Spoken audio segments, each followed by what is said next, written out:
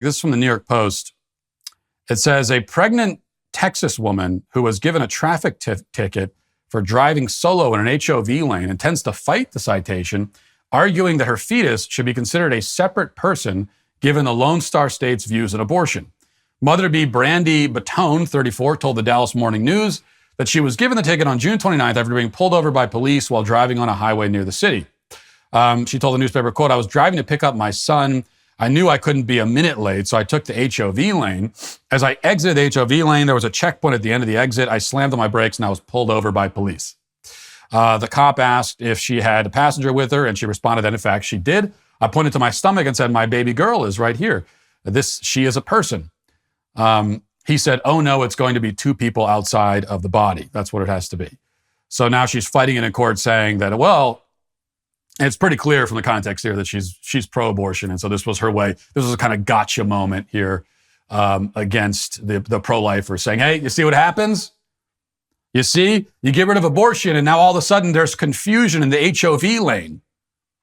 And I guess she expects that we as pro-lifers will say, well, never mind then. Well, I thought that it would be good to stop killing babies, but if you're telling me that that getting rid of abortion means that there's slight confusion in the HOV lane, well, then never mind, let's just kill the babies again. That's a price that we simply can't pay. Now, there is an easy way around this if you want to preserve the integrity of the HOV lane and also not kill babies. Like if you want to do both of those things, the way around it is to say that you have to have passengers in a passenger seat. That's what we mean by HOV. So that's the way around it. Just a really simple clarification, I think, would get us around this. Or here's what I would prefer.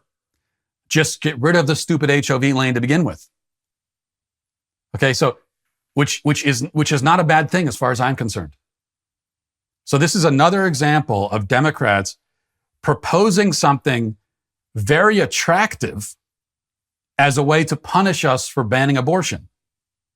And in this case, the implication is that we'd have to abolish the carpool lane if we don't have abortion anymore. Which, great. Let's do that. Because the left lane is supposed to be for people driving fast. Who cares how many people are in the car with you?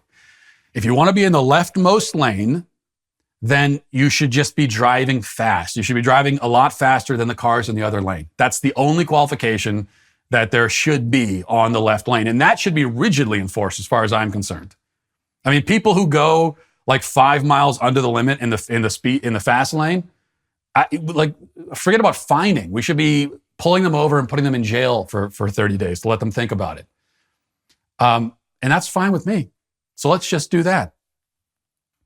But this is what the Democrats have been doing, is in proposing things that, like, claiming that there are implications to getting rid of abortion, and those implications are actually great. Here's another one. This is Jack Cocchiarella, I guess. He's a Democrat strategist. He tweeted this yesterday or a couple days ago. He said, if Republicans really believe life begins at conception, shouldn't someone who is pregnant be allowed to claim their baby as a dependent on their taxes?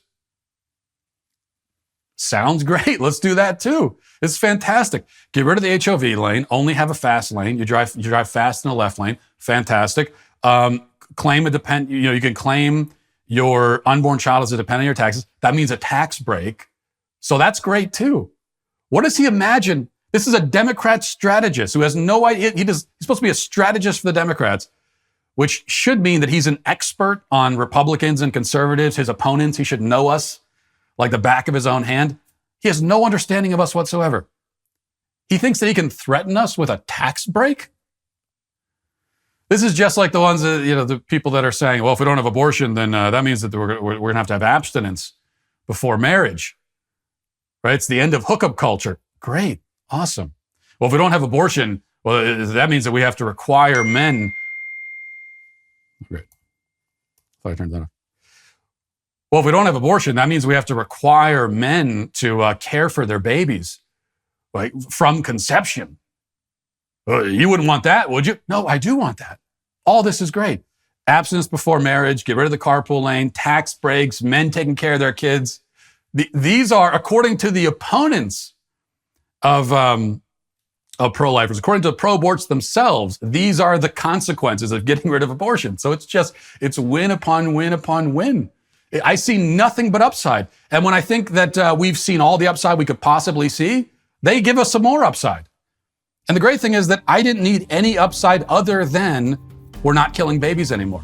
That would have been good enough for me. I didn't need any of this extra stuff. But this is just, whipped cream, cherry, sprinkles on top. This is everything. We got the whole ice cream sundae now. Well, before you go, hit the subscribe button and ring the bell. And while you're at it, if you want to go watch or listen to my full show, head to dailywire.com and subscribe. You can also catch my show on Spotify, Apple Podcasts, or wherever you get your podcasts. So go check it out now. I demand it. Your compliance is somewhat appreciated.